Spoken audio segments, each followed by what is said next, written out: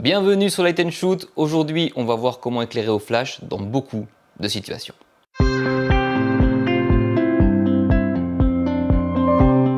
Comme c'est la coutume sur YouTube, il faut que je te dise que cette vidéo est sponsorisée par Profoto. Et en vrai, ça me fait toujours plaisir de dire un truc pareil. Profoto ont très récemment sorti 2 nouveaux modeleurs et m'ont proposé de les tester. Tu connais mon addiction à la lumière, il était inconcevable que je refuse. Mais ce qui est cool, c'est que ça va me permettre de te montrer plein de setups et plein de situations pour t'en sortir avec un flash. Accroche-toi bien, aujourd'hui, il y a du taf. Voyons déjà ce qui m'a été envoyé. Une Octo 90 cm et une Strip Box 30 par 120. Les deux sont de la gamme OCF, qui est destinée aux flash de type B10, B1 et A10. C'est des boîtes qui sont conçues pour être bien plus légères et faciles à transporter et monter que la gamme classique de chez Profoto. Et moi, j'aime bien ça, bouger avec des modeleurs plein la bagnole. Avant de partir à l'aventure, j'ai voulu tester les modeleurs vite fait en studio pour voir un peu ce que ça donnait. On va pas y passer des heures, mais ça me permet de te les présenter.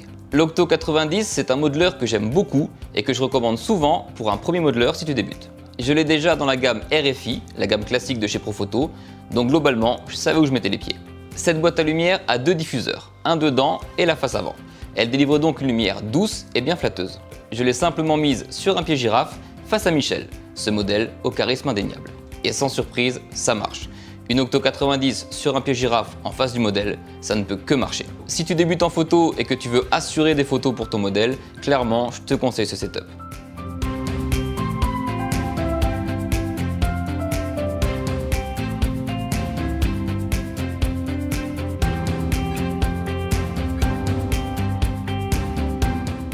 J'ai ensuite testé la Strip Box, et ça, j'en avais pas. Une Strip Box, c'est une boîte à lumière beaucoup plus haute que large. Ça délivre donc une lumière très douce comme c'est une boîte à lumière, mais assez contrastée du fait de sa surface réduite. Ça permet d'éclairer un modèle de manière uniforme, sans envoyer de lumière partout. Oui Denis, ça marche très bien pour les photos de lingerie ou de nu. J'ai simplement placé la boîte sur un côté de Michel, en l'air plongé vers elle, et j'ai shooté tel quel.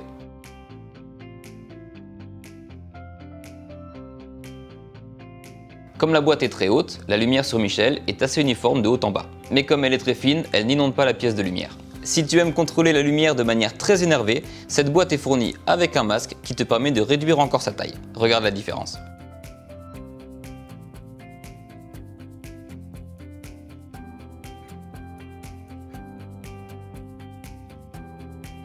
La lumière reste douce, homogène de haut en bas, mais elle est un peu plus contrastée et le fond reçoit moins de lumière. Du coup, ça m'a donné envie de tester un truc. Moi qui aime énormément les lumières qui viennent de derrière, j'ai simplement mis la strip avec son masque en hauteur derrière Michel avec une gélatine. Et franchement, le résultat, j'adore.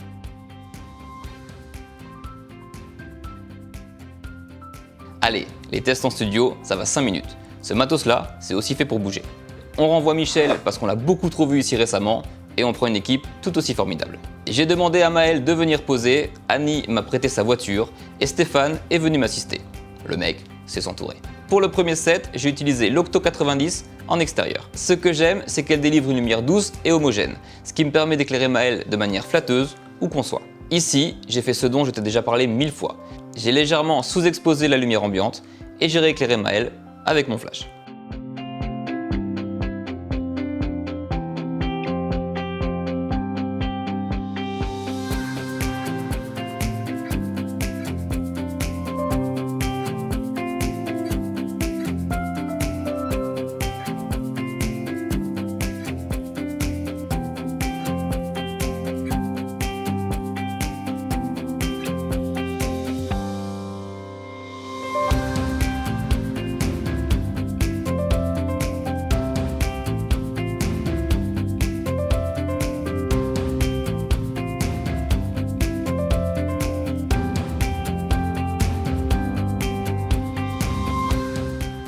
Alors sur cette série, le flash se voit, et c'est voulu. Quand tu sous-exposes la lumière ambiante et que tu rééclaires au flash, ça se voit. Ça donne un côté très faux que j'adore. C'est une histoire de ratio, je te prépare une vidéo sur ça. Parce que si tu veux, tu peux aussi faire en sorte que le flash ne se voit pas, et avoir un aspect très naturel. Pour la série là, j'ai pas de backstage, parce que Stéphane tenait le flash au-dessus de Maël. Il pouvait donc pas filmer. Donc imagine seulement qu'au-dessus de Maël, il y a un flash avec l'Octo 90 au bout d'un trépied, tenu fermement par Stéphane et sa musculature impressionnante. Ici, je n'ai pas sous-exposé la lumière ambiante. Le fond de l'image qui est ensoleillé est très bien exposé. Par contre, Maëlle est à l'ombre, donc je peux la rééclairer. Et ça donne ça.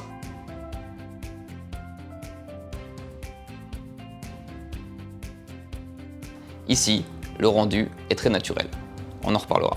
J'ai utilisé un peu le même principe juste après. Comme on était sous un arbre, certains rayons de lumière passaient à travers les feuilles et donnaient une texture vraiment cool sur le visage de Maëlle. J'ai shooté en lumière naturelle pour voir ce que ça donnait. Mais comme le soleil sur le visage de Maëlle était très vif, j'avais un très gros contraste entre la partie éclairée de son visage et les parties à l'ombre de l'image. J'ai donc simplement exposé ma photo pour la partie éclairée de son visage. Et ensuite, j'ai rajouté la strip en position horizontale pour rajouter de la lumière sur les parties sombres de l'image.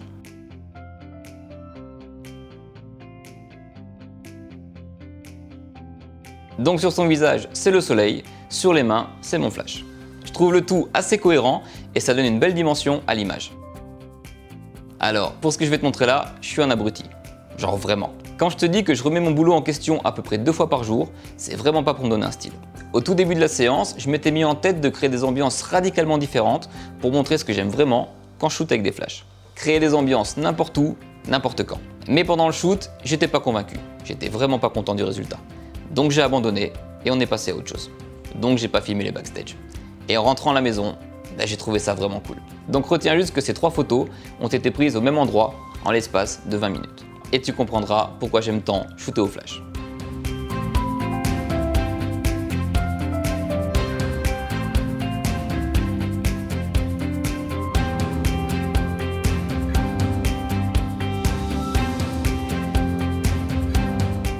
Promis, je te fais une vidéo sur ça bientôt. L'autre intérêt de bouger du matériel, c'est de pouvoir avoir la lumière que tu veux dans n'importe quel endroit. On a été au Vasarely, un endroit fraîchement ouvert sur Metz qui fait de très bons cocktails. Le lieu est vraiment classe, l'ambiance ultra tamisée, c'est parfait pour un cocktail. Pour faire des photos, ça manque un tout petit peu de lumière.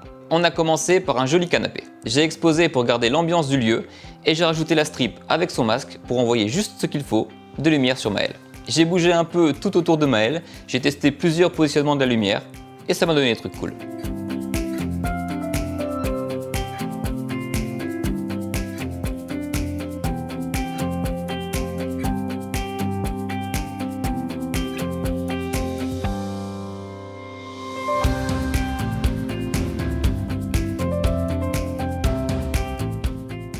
On a ensuite shooté en lumière naturelle, face à une fenêtre, et j'ai vraiment bien aimé cette série.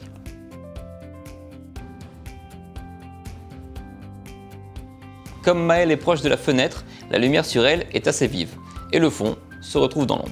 C'est la loi du carré inverse. C'est pas gênant du tout et j'adore le rendu, mais comme j'avais déjà une belle série telle quelle, j'ai rajouté un flash avec l'Octo 90 derrière pour ramener de la lumière sur le fond. Au début, on pense souvent à éclairer son modèle, mais un peu moins à éclairer le lieu. Et en vrai, suivant le rendu voulu, ça peut être très pratique.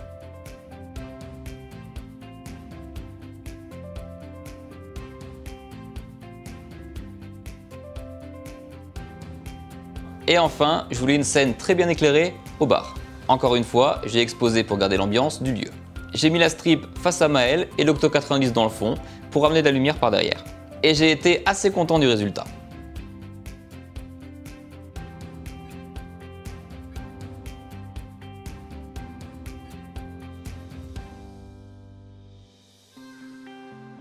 J'avais pris avec mon Mamiya C220 au cas où pour faire un accessoire. C'est lui là. Et j'ai proposé à Flo, le maître des lieux, de venir sur une photo pour une petite scène.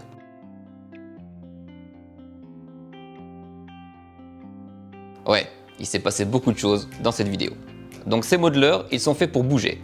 Ils sont prémontés et ils se montent et se démontent très vite. Il y a juste à mettre les baleines dans les bonnes couleurs sur la bague et c'est prêt. Si tu les transportes dans de petites sacoches, c'est pratique de ouf. Alors la bague OCF n'est pas fournie. Si tu es déjà équipé en Profoto, tu le sais déjà et tu en as probablement déjà une ou plusieurs, mais c'est toujours bon à savoir. J'ai eu un petit coup de cœur pour la strip et son masque qui me permet de contrôler la lumière de manière assez fine. Pour l'Octo 90, c'est un modeleur que j'ai déjà en version RFI, donc bien plus lourde, et je serais bien content de prendre la version légère sur mes aventures photographiques. Je te le redis ici, on a lancé le hashtag Light and Shoot sur Instagram, et il y a déjà plus de 1000 publis, et franchement, il y a des trucs cool.